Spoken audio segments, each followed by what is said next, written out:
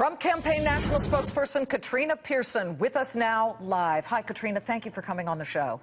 Hi, great to be here. Katrina, first I've got to ask your side of it. Is that true? Did Donald Trump pull out of CPAC because he didn't want to answer questions? I think everybody knows that is not true. Mr. Trump is not afraid to take questions from anyone. He's the candidate that has had more press conferences than anyone. He is the one that takes the tough questions.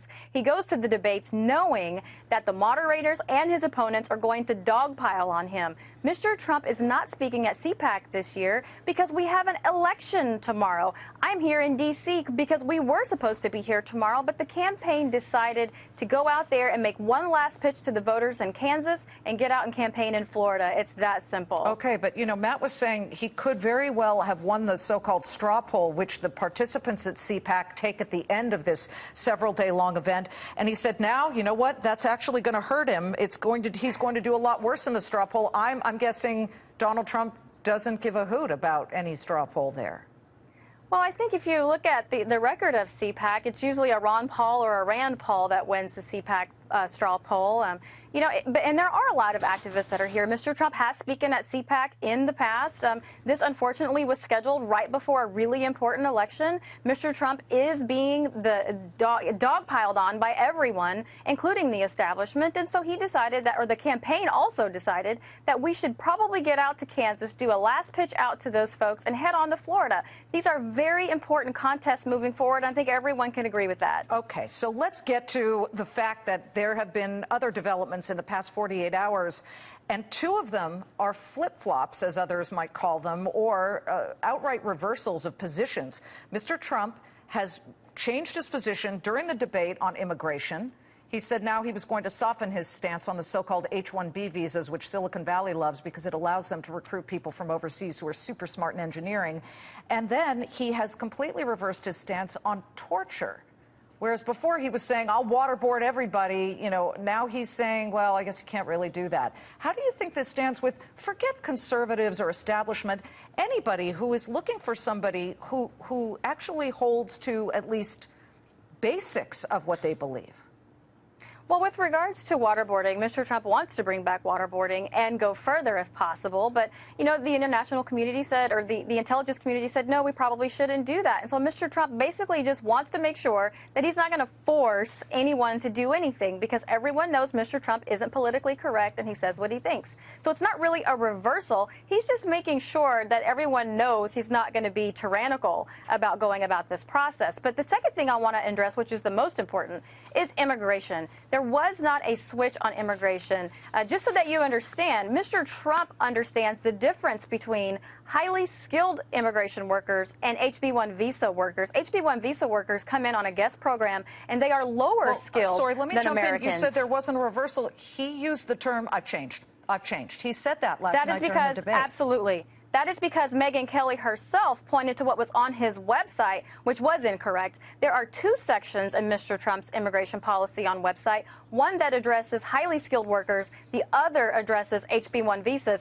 She was talking about HB1 visas. Mr. Trump was talking about the highly skilled worker aspect. So he pointed out to her, well, if that's what it says, then that's wrong, because he's right. He does encourage highly skilled workers, but discourages HB1 visas. You know, I thought one of the more interesting points was where he said, you got to be flexible. Anybody who's in business has to be flexible. You know, it's the old, if you don't bend, you'll break, especially when new information comes in. However, when you look at the business of what this operation of being president involves, and as a business network, you know that this is what really matters to us.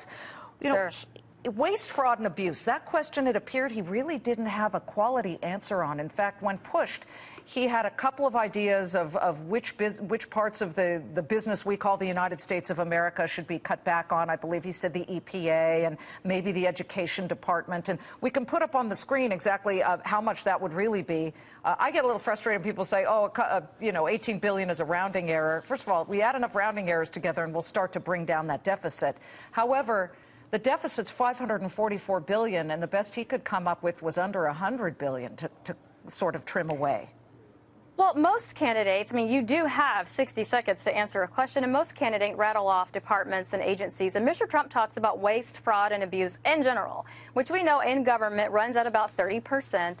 In business, it's about 3%, right? Your goal is about 1%. But in government, it runs about 30%. We're talking about trillions of dollars per year just in waste alone. And that's not even including the IRS and the money that they're sending to Mexico for the additional child tax credits that are being issued with these identification numbers. That's $4 billion per year. There's a ton of money. Senator Tom Coburn produces the waste book every year that identifies hundreds of more millions of dollars in waste. But these are the types of things you can't really talk about in 60 seconds. Well, true. And you're doing a great job, by the way, in putting forth ideas in a very short amount of time. As we wrap up, look, either way, flip-flopping, reversing, changing stances, he's the front runner.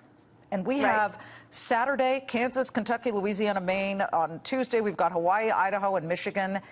If he wins all of these, or a good chunk of them, will he continue to put himself up for being on that stage to debate, or will he back out of the debate that comes right after those two events? Well, you know, I'm not sure. Ultimately, Mr. Trump will make that decision. But is that even a question? So he may not It's not a question, but it's always asked. It is a question because it's always asked from Mr. Trump's campaign, and ultimately that will be his decision. I mean, as we've seen just yesterday, it's more of dogpiling on Donald Trump, and I just don't know if it's really getting us in any further. I mean, all it is the same thing over and over and over again. Mr. Trump is scheduled to appear in future debates, and I think he's going to appear accordingly. Katrina Pierson saying that the reason he dumped out of CPAC was not because he didn't want to answer questions, but because he simply wants to go before voters in Florida and Kansas first. Absolutely. Okay. Mr. Trump will answer every question. Katrina, thank you very much. Katrina Pierson. Great to be here. Anytime.